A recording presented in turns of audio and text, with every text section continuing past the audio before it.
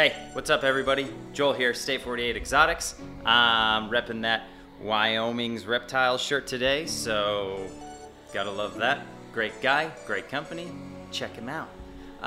But today is stage 5, or level 5, or however you want to say it, of the rack show-off. And it's been just rudely interrupted by all of these Tinley videos, so we're gonna go ahead and dive on in, check these snakes out, and this rack, or this level, we start to see a retic. So that's exciting. And here we go.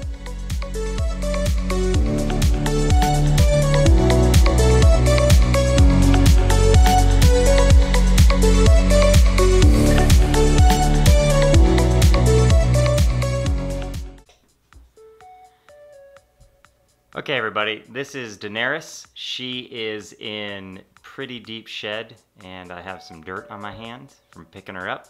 But she is a pied, obviously. You know, most people would know that I guess, but maybe not obviously. But she's pretty dang awesome. I got her from Triple B or Brian Cusco, however you want to do it. She has a really cool spot right here that looks like a heart.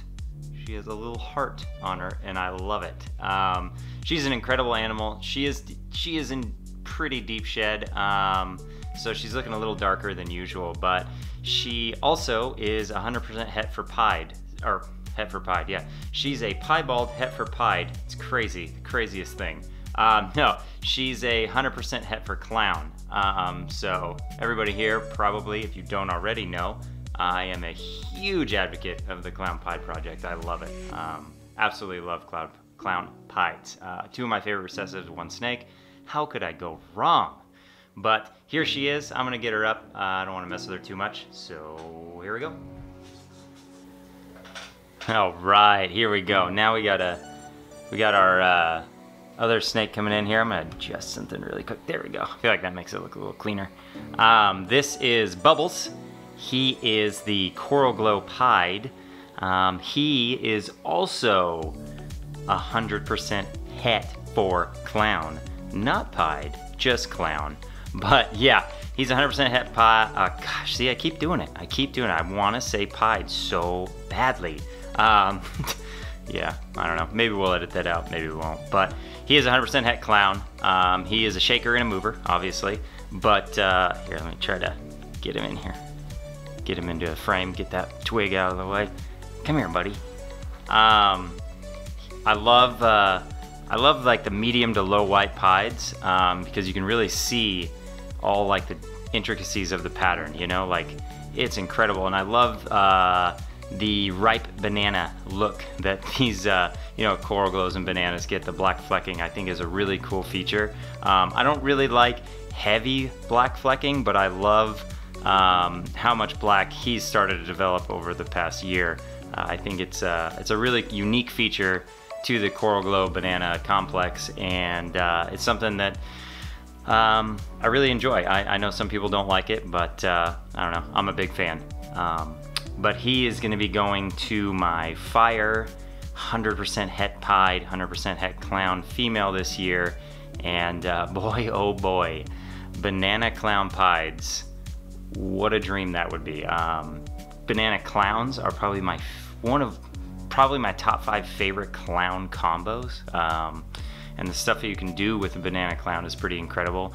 Banana pieds, this was a dream snake for me right here. This when I saw one of these, you know, when they first came out, you know, it's interesting with this hobby. You know, you see these snakes, like insane animals that are so groundbreaking and so pretty, and you think to yourself, wow, you know, it'll be years and years before I can ever afford anything like that. But they, it's always cool when you finally get a dream snake, you know. And so I just kind of wanted to take some time to just say that, you know, it's always nice to actually take a minute and appreciate these animals for what they are. I mean, they're magnificent animals, and they're so friendly and so smart. And you know, I don't know. Get off my soapbox here, but here he is. He's absolutely gorgeous. I can't wait to see what he produces with my big Fire female, and you know, maybe, yeah, it's also possible too. I mean, Brian was telling me this is potentially a yellow belly as well. So if that proved out, you know, got a yellow belly banana fire clown pied, that would be redonkulous. But yep, here he is. I'm gonna go ahead and get him put back up. I hope he was as pretty as he is in person on camera, but we'll see. So, all right. Okay, so next snake we're getting out is reticulated python, and he's not the most happy snake. He's a little skittish, and I think that's part of it. I used to do the hook training with him. I've kind of steered away from that because what I've noticed with him is he, at this point, you know, I've worked with him a bunch, and I feel like he recognizes who I am. And you know, one day he might catch me, but the more apprehensive I am when I go in there to grab him, the more skittish he gets, and then the more, you know, aggressive he gets from that point, because now he's like, he's pretty nervous. He's trying to defend himself. He doesn't know what's going on. So the hook for me right now in the rack it's not really that effective. I think when I get him over to the serpentine obsession caging, I think it'll be a lot different because he can kind of see me. He's gonna be on the top shelf. So he has, you know, I'm not towering over him like I am in the rack. So I don't know, it's pretty cool. But he's almost ready to move into that, and I can't wait till he does. I have a couple more things I gotta get organized for it. You know, I need some new heat tape for the, but you guys don't care. You guys don't care about that. So we're just gonna move on. But this goes out to Jesse over at Always Evolving, the better half. And yeah, let's show him some retics. I know he has a tough time with the retics over there at Always Evolving Pythons, so we'll try to get this guy out unscathed. So here we go.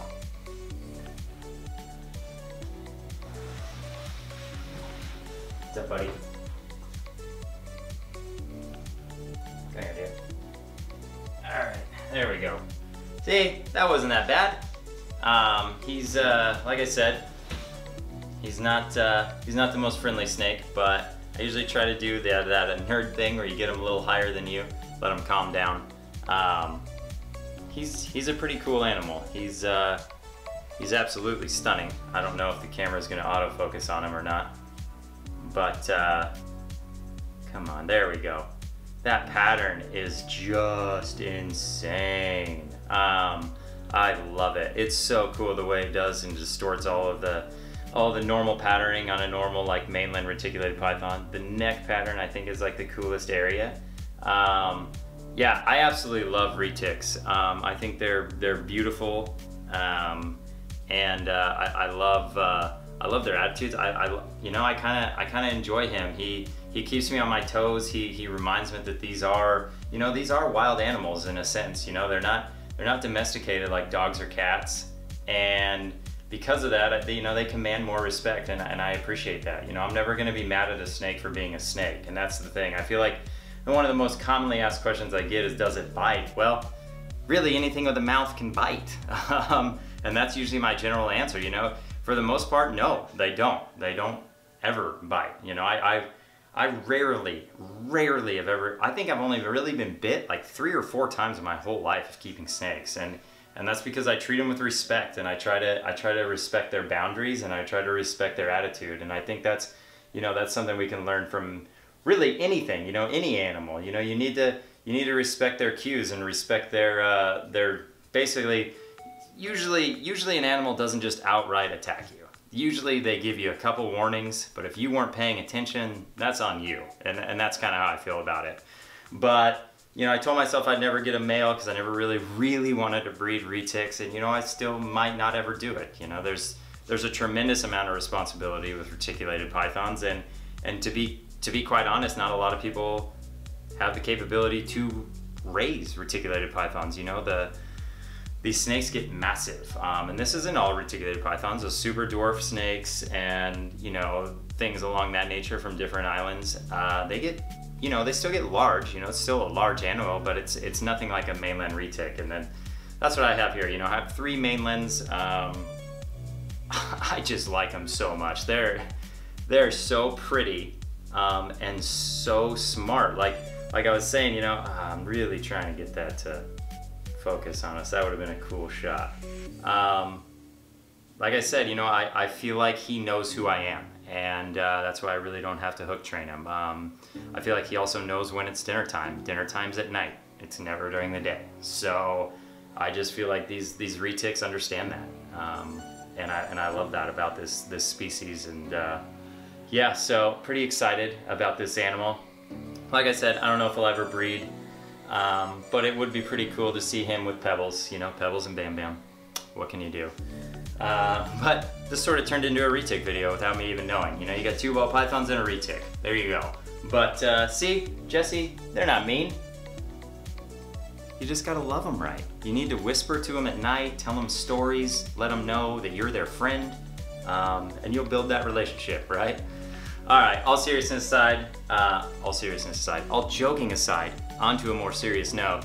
Thanks everybody for tuning in. I really appreciate everybody's comments and everybody's love they share. This is an amazing community, and this is an amazing experience, and couldn't have came at a better time in my life. So, like I said, thank you everyone, and have a good night, good morning, good weekend, good afternoon. Whenever you're watching this, I hope it's great.